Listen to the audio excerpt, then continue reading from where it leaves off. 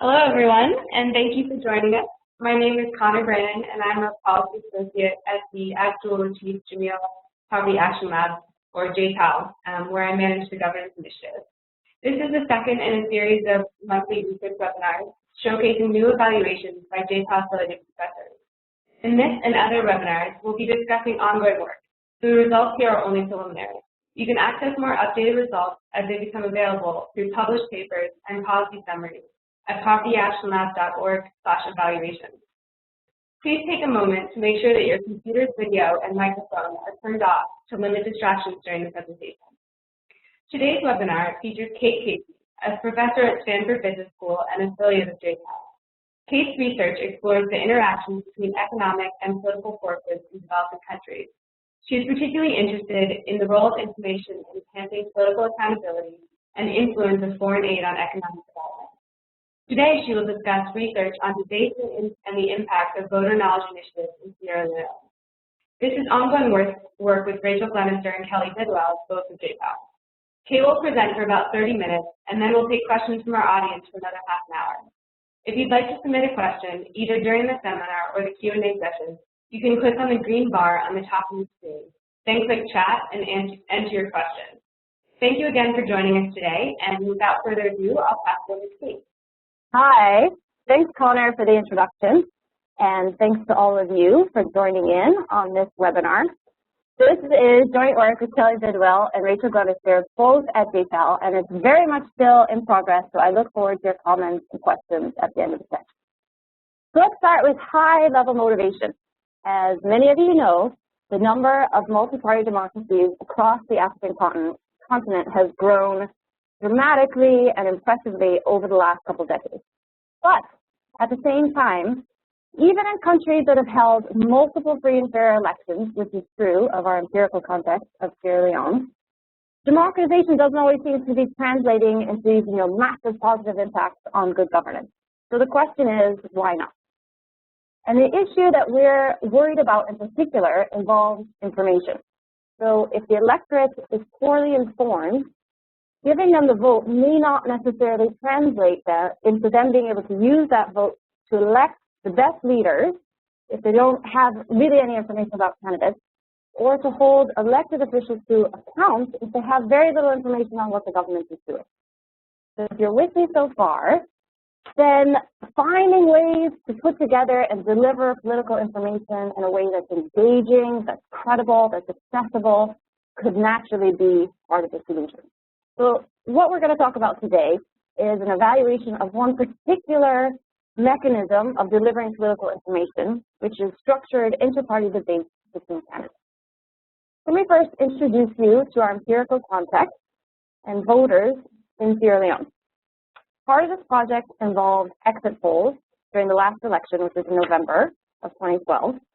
And if you look at responses in control villages, you see that voters are poorly informed along a number of political dimensions.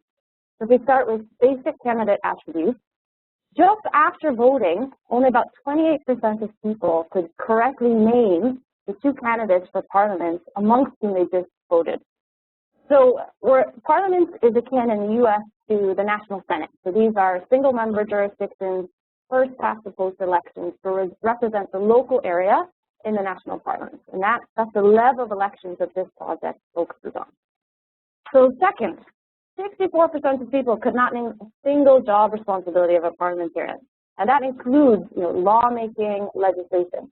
So people have very little idea what the roles, the duties, and responsibility of office are. Moving on, only 3% knew the amount of the MP's constituency facilitation fund. This is an untied grant given to elected parliamentarians every year for transport to and development of their constituency. At the time, it's about $11,000 per year. So if you think about accountability, if only 3% know this amount of money, even in a very generous range of responses, it's hard to think of them being very able, very well equipped to look after how that money is spent. And so then in terms of legislation, the types of things these parliamentarians will vote on if elected, one very high-profile piece of legislation was the gender equity bill. Now, this was something that was proposed by the previous parliament, but was never voted upon. this table, so will likely be inherited by whoever wins these elections. And it's a 30% quota for women's representation in government. And while 35%, which is pretty big number, knew that we're talking about around 3 in 10 seats for women, importantly, only 17% could tell us whether the parliamentary candidates would vote yes or no to this very important piece of legislation. And then just in terms of demographics, in our sample, these are adult registered voters. 70% have 0 years of education, and 31% do not even have a radio in the household. So it's hard to rely on mass media alone to deliver this information to voters. So if we come down, a research question quite naturally then is, can giving voters information about candidates and policies facilitate more informed voting and greater accountability? So what did we do? We worked with our NGO partner, Search for Common Ground, who are fantastic, to host and film debates between candidates for a number of these parliamentary seats. We randomized on 3 different levels. The first and highest level is the constituency. So before these candidates were announced, before any of this happened, we estimated what we thought would be the 28 most competitive races. So there's 112 total. We picked the 28 that we thought would be competitive. We randomized amongst those to assign 14 to participation in the debate. So then the second level is the level of the polling center. Polling centers, the catchment area is slightly bigger than a village, but our household listing is essentially the village where the polling center is physically located. So across 224 of those within these 14 constituencies, we assigned 112 to our polling center level roadshow, which is essentially we took the videos of these debates on a mobile cinema to all of these villages. And in the evening, we project the debate up on the side of the public building, which is usually the polling center itself. And we play the debate once through in a pause and play format to translate into local languages. The debates were conducted in Creole, which is, you can consider it the lingua franca of Sierra Leone. So we'd pause and play with real-time local translation, then they'd play it again straight through. So there are invitations sent in advance. These are large public gatherings. They're lively. There's music beforehand. There's a lot of fun. And it's basically a big public film. So here's the still that you see on the slide from one of these debates. Remember, there's 14 different debates, each with its own set of candidates. The gentleman on the left in green is a candidate for the Sierra Leone People's Party, which is the main party that's in opposition at the moment. The gentleman in red is a candidate from the All People's Congress, that's the current incumbent party. Then we have our Search for Common Ground moderator, and the gentleman in orange on the end is a candidate from the People's Movement for Democratic Change, which at this point in time is a very small third party. So while the people involved in the debate obviously differs across the 14 constituencies, the content or the structure, rather, is exactly the same. So it starts out, the moderator introduces the audience to what is an MP, what are the roles and responsibilities of office, then introduces each of the candidates. There's a 5-minute, very informal section where the candidates speak casually about themselves, where they're from, their families, their hobbies and interests. And this captures all of the personality, but it's before we get into any of the policy issues. So after that, we have 4 big national policy issues. The first is how they're going to use this constituency facilitation funds that we talked about. The second is whether they're going to vote up or down on this gender equity bill that I mentioned. The third is what is their first priority for additional government spending. Their answers are typically things, education or agriculture or roads. And then the last national policy issue is their view of how well the free healthcare initiative has been implemented. This was a major public policy initiative by the incumbent APC government that provides free healthcare to children under 5 and pregnant nursing women. So as you might expect, the APC, the incumbent party candidates, tend to say that this is fantastic, it's going really well, it's a great initiative, while the challenger candidates, mainly from the SLPC, tend to say, this is a disaster, implementation is highly problematic, it needs to be massively reformed. So the fact that the biggest partisan divide is over free healthcare should sound familiar to those of you who are tuning in from the US. But needless to say, all of these issues, and to different extents, they got a lot of divergence between candidates, although some issues with particularly gender equity, the candidates tended to say the same thing. Most of them were in support. So after these national policy issues, they discussed a few local policy issues that were tailored specifically to each constituency. So let me show you now our basic analytic framework.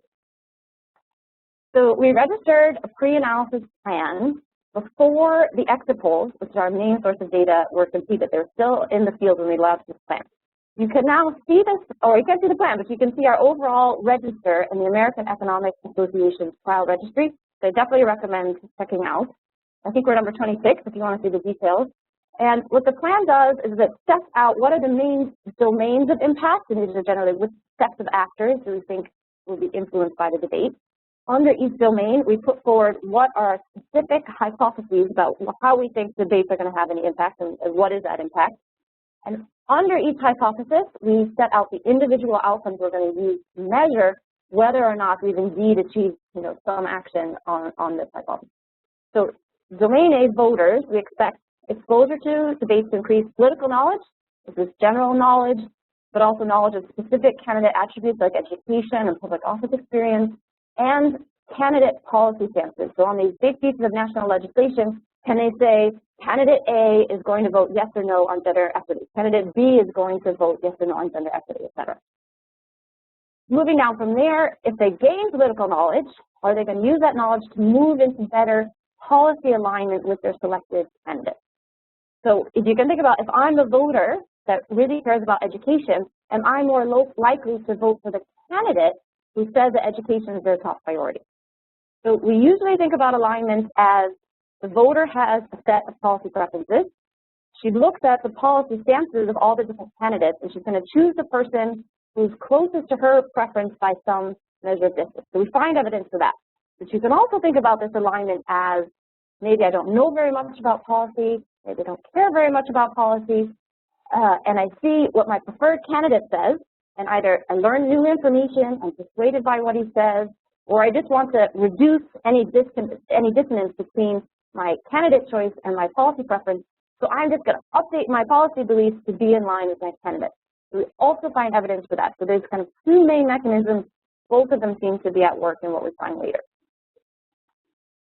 Next one is voter openness to other parties. This is going to be a simple 10-point likability scale in terms of how much the voter likes each of the candidates that participate in the debate. And then, so if we see that voters gained a lot of knowledge, they learned about policy, they're moving into better alignment, we expect the vote shares for the candidate who performs the best during the debate to increase. Moving from there, the next hypothesis is whether exposure to these debates is going to increase voting across ethnic party lines. So the bit of background, since independence in Sierra Leone, there's been two major political parties. They're generally affiliated with the two largest ethnic groups, one of whom is generally in the south, the other is generally in the north. And so we're wondering, is this going to just kind of mix things up a bit more so we see voters voting, certain ethnic groups starting to vote for the party affiliated with the other big ethnic group. And then just to wrap up, we have a few secondary outcomes. These we think are important, but are a little bit further removed from our intervention. So these are impacts on turnout, the perceived legitimacy of the electoral process, and interest in politics more generally. So that's domain A, voters. The second very important domain is candidates. So if the debates are successful in moving voters on any of these dimensions, we should expect that candidates are smart and they're going to respond endogenously to what we're doing. Now, we didn't tell the candidates which polling centers were treated and which were controlled, but these are large public gatherings, so you can imagine it wouldn't be too difficult for the candidates to go back and figure out where we've been. So the question is, do the free publicity, essentially, of the debate serve as a complement or a substitute for the candidate's own campaign effort and expenditure? So two other points about methods. One is that at the polling center level, we are measuring intention to treat effects. So in the exit poll data, about 82% of those in the treatment group and 4% of controls said that they had attended one of these screenings. I just want to make one other point about attrition or selection. All of our sample was determined by a pre-research program household census in all of these villages, treatment and control. So I'm talking about the exit poll. This is drawn identically from the sample that we drew before any of this implementation. So there's no differential selection or attrition across the treatment and control arms at the polling center level. Okay, so what do we find? First, we find strong positive effects on political knowledge. So the way I organize this table is you'll see the first row that's in italics shows you the mean index. So this is the mean, the average treatment effect across all individual outcomes under a given hypothesis expressed as standard deviation units. So what I'm showing here follows Kling, Lehman, and Katz, PJE 2007, and it's very simple, and it's an evenly weighted average treatment effect across all of these individual outcomes. So if you look at that first row, the mean treatment effect on general political knowledge is a 0.3 standard deviation unit increase, which is highly significant at greater than 99% confidence. So then for each hypothesis after the mean effect index, I'm just going to give you a very small selection of some of the individual outcomes that are behind that index. So there are many more outcomes I'm not showing you. I just want to give you a flavor for the content of these indices and the kind of real-world magnitude of the effect. So all the individual outcomes are expressed in the units that are natural to the outcome itself. So for this first one, no amount of constituency facilitation funds. If you remember from slide 2, this is that around 3% of voters in the control group could correctly name within a generous ballpark the amount of money the MPs are given each year for transport and development of their constituencies. And the second column, the treatment effect, is 14.1 percentage points. Again, highly significant. So what this means is that there was a 5-fold increase with exposure to treatment and the number of people living in the village who could correctly name how much money the MPs are given every year. Going to the second one, just another example. So the number of MPs' roles and responsibilities that the voter could correctly name. That also increases significantly. Here we have, this is a continuous outcome, it's up to 3. So on average, this 0.55 means in the control group, really only every other person could give you just one of those roles, like lawmaking. The treatment effect of 0.23 roles means that it's going up to about 3 and 4 people could give you one role. So knowledge is still not super high, but that is a strong positive increase on the base. Okay, next section, knowledge of candidate characteristics. Again, the first line, the mean effect index, is a 1/4 standard deviation unit increase on average across all these individual outcomes. Again, significant greater than 99% confidence. What's behind this? Some examples. The first, incumbency. So could the voters correctly tell you whether any of these candidates have been an MP in the past? So we see the first column, about half of people in the control group already have this information. The treatment effect is 11.3 percentage points. So about a 20% increase in the number of people who knew who, if anyone, had been an incumbent. Next row, people's ability to infer which candidate has more years of schooling. So about a quarter of people already knew who was better educated. This goes up by 16.2 percentage points with exposure to treatment. Similarly, treatment effect on being able to correctly name all of these candidates is also increases significantly in the treatment group. So policy. This is now that the voter being able to position each candidate on these different policy spectra for these big national pieces of legislation. So being able to say correctly what the SLPP candidate's first priority issue was. So this SLPP candidate prioritizes education. Only about 14% of people in the control group knew what this candidate's first priority issue was. This increases by 15 percentage points, so it more than doubles with exposure to treatment. Similarly, know the APC candidate's view of free healthcare. Again, is it going great or does it need to be massively reformed? About a quarter of people knew that, increases by 19.8 percentage points. Finally, know the PMDC candidate's view on gender equity. Again, is this candidate going to vote up or down on gender equity? About a quarter already knew the position. This increases by 21 percentage points. So looking at this overall, we see that voters acquired significant information from watching these debates. I want to make one point about this is that there was a time lag between exposure to the debate film and these exit polls on election day that varies from between 1 and 6 weeks. So on average, you can think this is knowledge that persisted over about a 3-week period. If you compare that from some of the campaign advertising literature in the US, some of the magnitude of the effects are similar, But in the US, they dissipate very, very quickly. So there's studies that show within a number of days, any increases in support for a candidate or knowledge has completely evaporated. So I think in the fast-moving world of politics, a 3-week persistence in effect can be considered a medium-range effect. So now that we've equipped voters with all of this knowledge, are they actually going to use this knowledge to change the way they vote? So beginning with policy alignment, again, this is the empirical match between what the voter says is their policy preference and the policy stance articulated by the candidate they voted for in the debate. So overall, we have a 0.11 standard deviation unit increase in this match, which again is significant, greater than 99% confidence. Coming into the individual outcome, voter is aligned on the first priority issue, again, education, health, 9 percentage points increase in alignment. Voter aligned with the candidate's view on the healthcare reform initiative, again, about a 9 percentage point increase in this match.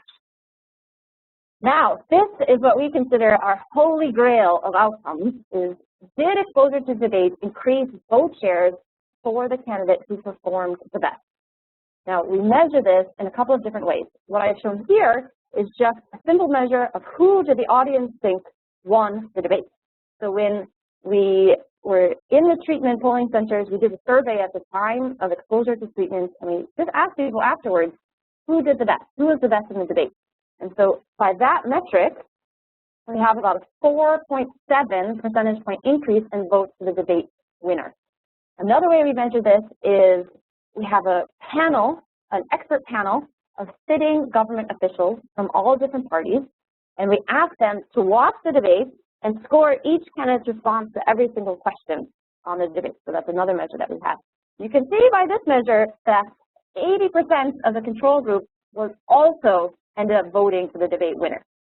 So that suggests that at least in these 14 constituencies, the person that was locally popular tended to also be the person that performed the best during the debate. As one aside, in the 2 of the 14 debates where the audience picked somebody else who wasn't the locally popular candidate, the treatment effect in those constituencies is about 3 or 4 times larger than the average treatment effect in the other constituencies. Okay, moving down, votes across party lines. There's a few different ways we measure votes across party lines, but for all of them, we get a very pretty precisely measured 0 treatment effect. So crossing didn't go up, it didn't go down. One way to reconcile this with the line above, because we have this 5 percentage point vote share to one particular candidate, that usually is a locally popular person. So when you think about that, that involves 2 offsetting effects. One is what I anyway was typically thinking about going into this, is that you're going to draw in votes from members of the rival party, which in these constituencies is the minority population-wise. But at the same time, you're also going to bring back the members of your party who were straying and return them to the fold, which is going to bring the crossing of party lines down. So if you have rivals coming in, party lines is going up, their response is stronger, but they're smaller in population numbers, so they're perfectly offset by a weaker response of returning to the fold, which brings the crossing down, and on net, you get a 0 effect. So next, voter openness to or likability of candidates, modest but strong positive increase across all candidates. If I show you these measures for all the different candidates, including orienting it to votes for your kind of traditionally affiliated candidate versus a rival, every treatment effect is positive. What this means is that all candidates who participate in the debate came out looking better to voters than they had beforehand. But this is really important when you think about scaling up this intervention, because the candidates should see this hopefully as in their own self-interest, because all of them came out looking better. Okay, now we come to our secondary outcomes. The only one of the 3 secondary hypotheses that we find a significant effect is on interest in politics, and this includes measures like frequency with which voters discuss politics in general, but also being able to name other national level candidates who were not involved in the debate. So overall, we get a 0.06 standard deviation unit increase, which is significant at 95% confidence. On our other 2 secondary outcomes, turnout and perceived legitimacy, we have no treatment effect whatsoever, but the level in the control group was very, very high, so 98% for turnout and 92% for perceived legitimacy. So we don't have power to detect impacts on that high of a base. But I think this is a testament and something that the National Electoral Commission should be proud of, is that voters, huge participation in the elections, and that voters are very confident the electoral process is free and fair. So I think that's really encouraging news for the country overall. Okay, turning to domain B, candidate response. So we've seen that debates are affecting voter knowledge and behavior in non-trivial ways. So it should be no surprise to us that the candidates may have found it worth their while to figure out where we had gone and try to go in and kind of rebuild their support.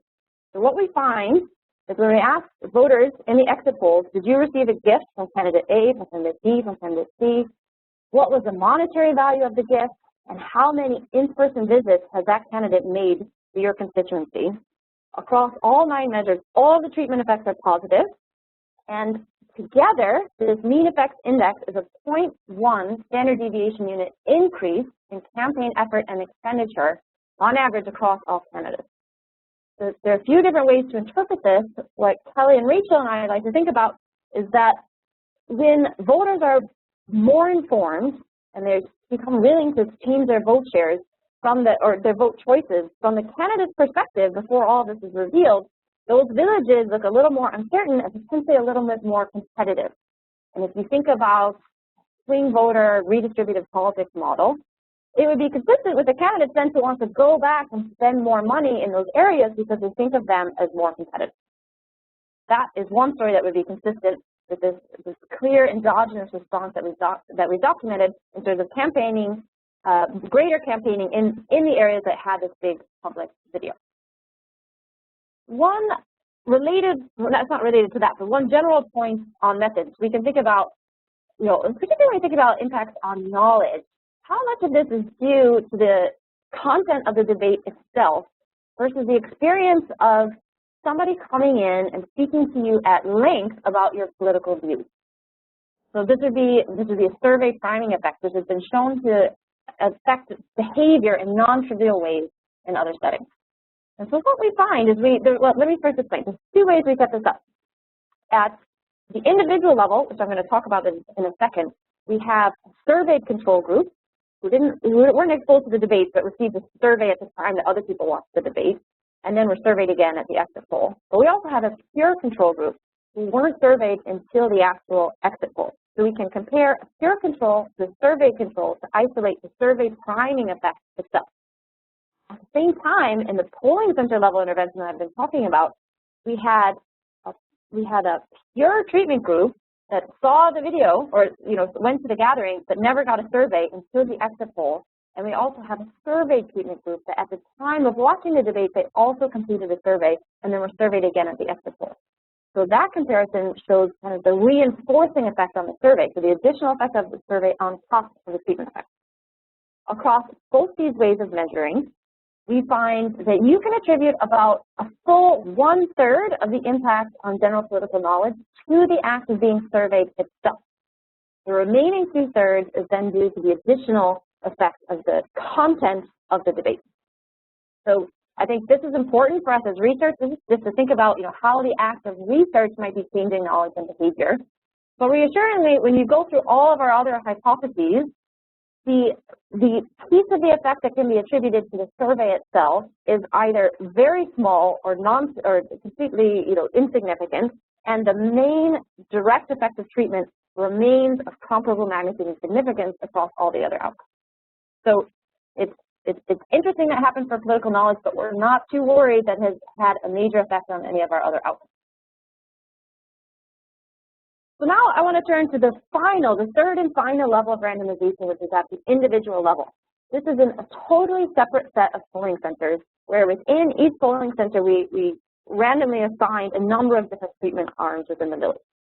So the research question we're seeking to answer is how much do voters care about personality, charisma, and physical appearance as compared to hard facts about policy stances and professional qualifications.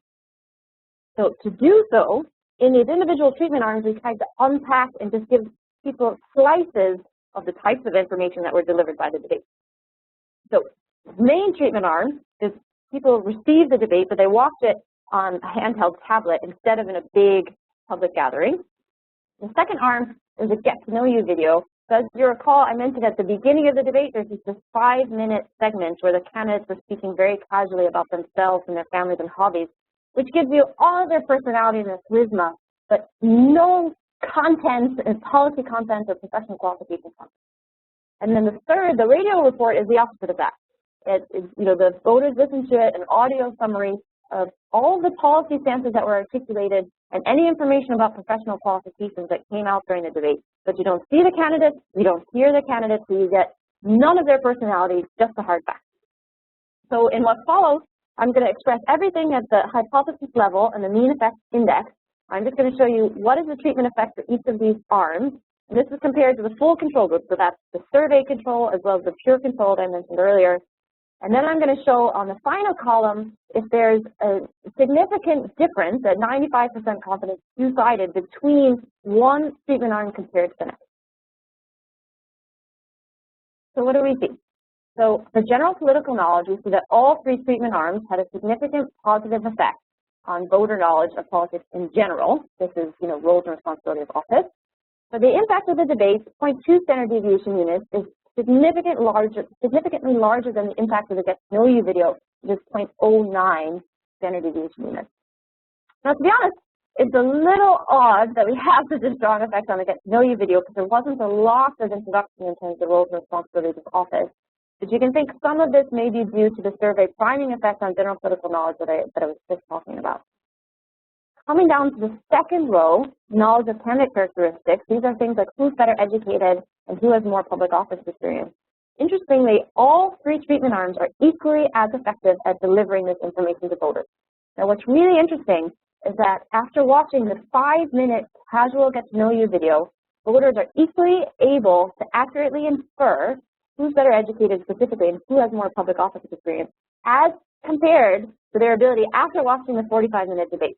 So again, education and office experience were not questions that were asked directly, but are things that you can imagine voters might be able to pretty quickly infer just by the manner of speech or, the confidence that they see out of the canvas. So I think that's a nice finding. The next 2 rows involve policy. So as a basic reality check on our research program, we have 0 treatment effect on the Get to Know You video, which is what we would expect given that there was no policy content delivered during the video. What's interesting is in row 1, in terms of voters being able to locate each candidate on each policy spectra, the base and the radio summary were equally as effective at delivering this information. But when you go down to the 4th row, you see that only debates which combine both the personality and the hard facts were kind of impactful enough to move people into better policy alignment. Similarly, when you go down to the 5th row, it's only the debates that combine both of these elements that actually move people to change which candidate they voted for. The final row on voter turnout, some evidence for small positive effects of the first 2 treatment arms. We're not going to place too much weight on that because that didn't carry through to the larger polling center sample. But I think overall what we take away from this is, debates are comprehensive. Voters respond to the hard facts, voters respond to candidate charisma and personality, but it's only the combination of the 2 that actually moves people to change their voting choices and potentially update their own policy views. Let me sum up. So what we've seen so far, this should be called conclusions thus far, not just conclusions, because this is still ongoing. The voters acquired significant political knowledge from watching the debate. This knowledge persisted over a number of weeks to the point of election day, and importantly, influenced their actual voting choices. When we think about this endogenous response by candidates, greater campaign effort in areas that were exposed to debates is consistent with these debates making these races seem more competitive. And finally, when you look at the individual arms, the information conveyed by debates is very comprehensive. It includes both personality and hard facts about policy and professional qualifications. And it appears that the combination of these factors is much more powerful than any of these factors in isolation. So thanks for staying with me and listening to this, and I now look forward to your comments and questions. We'll now take questions from all of you listening in. As a reminder, you can submit questions for Kate by clicking on the green bar on the top of the screen, then clicking chat and entering your question. We may not have time to get to everyone's questions, but I will try to bring up the topics that are being raised frequently. And to get things started, I'll ask the first question, from Luke. Is there any indication that politicians behave differently following the debate if they were elected? Oh, Luke, that is a great question.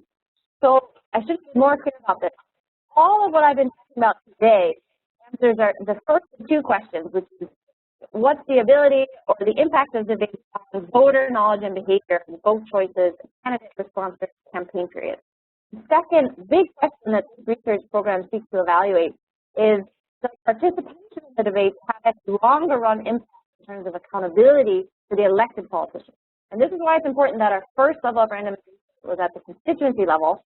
For tracking over time the 14 winners who participated in the debate and comparing them to the 14 winners from our control constituencies who weren't in the debate.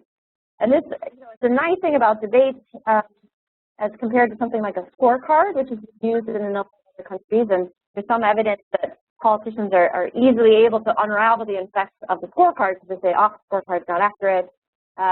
When you look at debates, it's a little harder to argue if you can go back to the village and, project a video of the person's face making a series of political commitments and say that that's not accurate. So that is definitely a question we're looking at, but that's ongoing over time, and we're getting close to the end of the first year of office. So maybe in a few months we'll have something to say about that. Great. Our next question comes from Robin, who asks, was there any resistance from the politicians to participate in the debate? Were they generally receptive to the idea of increasing voter knowledge? Yeah, great question, Robin. So Search for Common Ground, our partner, is so fantastic, and they're both connected to all the political parties, but also seen as impartial and neutral and credible in Sierra Leone in particular. So while administratively it was quite an effort for them to corral the candidates who are all on the campaign trail into the same place at the same time, it was not very difficult to get them to participate in the debate. And I think this is because the candidates view the debate as free publicity is going to be implemented on a pretty large scale. And I think they were all pretty confident going in and afterwards that they came out looking good during the debate. So I think, and that's kind of consistent with finding that the likability of all candidates. So I think there's only one of the major party candidates that we couldn't get to participate in the debate across the 14. In all of the others, we actually had very little resistance to participation. Great. Our next question comes from Sean, who asks, based on your research and findings, how do you think other organizations could use these outcomes to improve elections or electoral outcomes?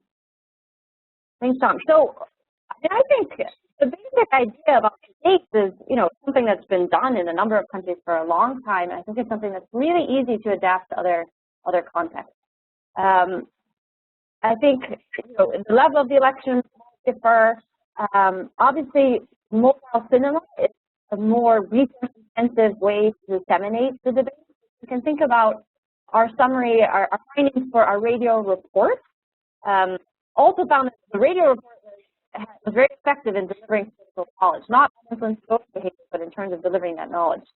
So you could scale up a radio intervention at almost zero marginal cost. You could, cover the whole area of the radio coverage without a lot of expense. One point about our radio report is dry, because we are trying to just isolate the hard facts of personality. You could come up with a much livelier, more engaging radio program where you have the voices of the candidates, you hear them debating each other. And I think with a bit of effort, you could even make a radio program, this is speculative now, but you could make it as exciting and engaging as you might actually implement some voting behavior as well. Great. So our next question comes from Thomas, who asks, to the individual level randomization, do you think the type of media that you use, so tablets versus screening versus the radio, change the effectiveness of the content message? Is it possible at all to distinguish the type of media used versus the content? Yeah, that's interesting. So when you think about the debate and the Get to Know You video were video, whereas the radio report was just audio. One of the things I didn't mention, because I haven't gotten around to analyzing it yet, we also had, at the individual level, we did field experiments. And in the field experiment, we played around with exposing voters to a lot of different types of media. So photos, audio clips, audio visual clips of similar length and content. And this, it doesn't directly answer your question because it's more the thin slice, very short exposures, 20 seconds. But at that level, we can say what is the effect of a short audio exposure to short audio visual exposure with the same content, and I'll be able to answer that directly. But at this level, I think 2 points about if you just compare the radio report and the full debate on the tablet. One thing is comprehension isn't vary significantly across the two media. So all the, the treatment effects on political knowledge and knowledge of policy knowledge, all of those things you can't distinguish between the radio and the video. So in terms of capturing people's attention and so that they can learn and remember information, we don't see any difference across media. So part of this persuasive element, which is actually one of the things I find most fascinating about this whole research project, because I think when we often talk about candidate charisma, we dismiss it as something that's very superficial. But when you think about what's the job of the legislature, it's to persuade people to vote certain ways on pieces of legislation, is to persuade people to, send more resources to their constituency, to persuade, the government officials that they oversee to behave with more effort. I think charisma is a huge part, it's a productive attribute of being a successful politician and is something that voters can respond to. So I think it may be difficult to capture all that personality aspect, in just an audio message, and maybe that's part of the reason it's when you compare the knowledge and attention are the same, but it's only the audio-visual debate that's actually putting all of that personality behind the message and actually moving voters to change their policy and vote. That's great. Our next question comes from James, who asks, to what extent did politicians provide truthful responses during the debate, if you can tell, and how did inaccurate statements or information affect voter education? Oh, that's a great question. So are the politicians being truthful in what they say during the debate? So, so one thing we have is, so we surveyed all of the participating politicians and the control group politicians. And we haven't done this, but we could see if there was any kind of real systematic difference in the types of responses that participating politicians gave as compared to the control group. That would be one measure. The questions we were asking, like first priority, sectoral priority spending, view on free health care, gender equity bill, I don't see a lot of them support their answer. But one of the things that we're tracking over time is whether the accountability aspect of the debate puts pressure on the elected officials to honor the commitments that they made. So whether or not they were truthful at the time they made them, these are now public commitments, and we're going to track, are they more likely to vote in line with these public commitments compared to the control group.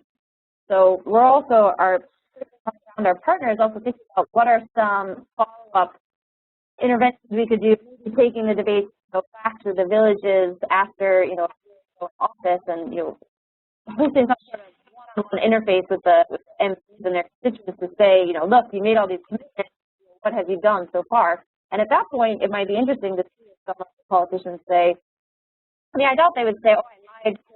I actually, I don't care about education at all. I'm all about, roads.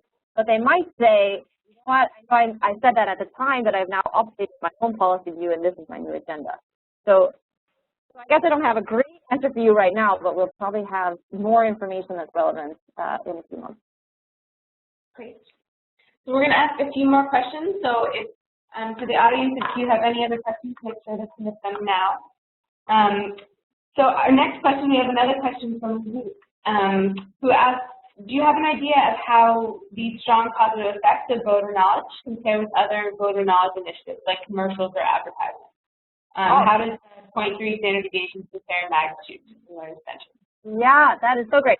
So there is this really cool study that Gerber and all did in the United States around Rick Perry's gubernatorial campaign in Texas. And what they did is they randomized millions of dollars in campaign advertising throughout the state. And what they find is that at the maximum saturation of these advertising, and now again, this is one-sided candidate advertising. It's not exactly the same as the debate. but they find that a maximum about a 5 to 6 percentage increase in voting intentions that favor Rick Perry. So that is very similar to the 4.7 percentage point increase we find in terms of what we find actual voting behavior a few weeks later. And then also the magnitude of that particular effect, which is kind of the most natural parallel, is basically exactly the same. But the thing that differs is that that's the study I was talking about earlier, that effect dissipated, within a matter of days. It completely evaporated, whereas there's not a lot of other competing information that's coming in on the same scale as the debate film intervention. We have that same effect is actually persisted over a number of weeks. Similar magnitude, but it's persisted over a much longer period. So that's how I'd anchor it, the system in the U.S. Great. So our next question comes from Claire, who asks, are there plans to roll out the debate for other voter knowledge initiatives on a large scale in future elections, or are there any other plans to work with Search for Common Ground to kind of take these results to scale, either in Sierra Leone or in other countries? Yeah, absolutely. So we've so two things. The National Electoral Commission was a key partner. We couldn't have done this project without their support. They were a key partner. They've been pretty excited about the results that we found. Search for Common Ground is eager to scale this up. They're thinking, so the next elections aren't for 5 years, but they're thinking about different ways that they can use this video technology to engage voters in different ways about kind of policy things that are going on between now and the next election. I would definitely be excited to work on debates in another context or to scale them up in Sierra Leone. I think one of the most exciting things about what we found is this, you can think about this endogenous campaign response as getting like one step from this partial equilibrium analysis that we tend to do a lot towards a sort of general analysis of what would happen if it's on a really large scale. So, so we're getting, obviously if you start doing this, other parties, the politicians are going to start responding. It's pretty exciting to see what happens if you did this on a national scale and if you do this in advance. And it's harder to put it in terms of identification. But you could imagine then parties are going to start to be incentives compatible for them to start investing more effort in finding good quality candidates that are strong on some of these aspects that are revealed by the debates that a very poorly informed electorate wasn't evaluating the candidates on. So I think that would be a really exciting thing to do. Yes, it would. So our last question comes from James, again, who asks, do you think we would see the same effect if debates were done over the radio, which is a much more open medium than most of Africa? Yeah, so this goes back to an earlier question. I think you could definitely get a stronger effect than our dry, pretty boring journalistic summary that was our radio treatment by trying to liven up and capture more of the real-time debate feeling that you get by watching the debate. So if you had the actual candidate in the radio booth, the debate was maybe filmed in the booth or filmed in the public space with radio recording. I think you could find a way to make the radio program more exciting than at least the radio report that we use.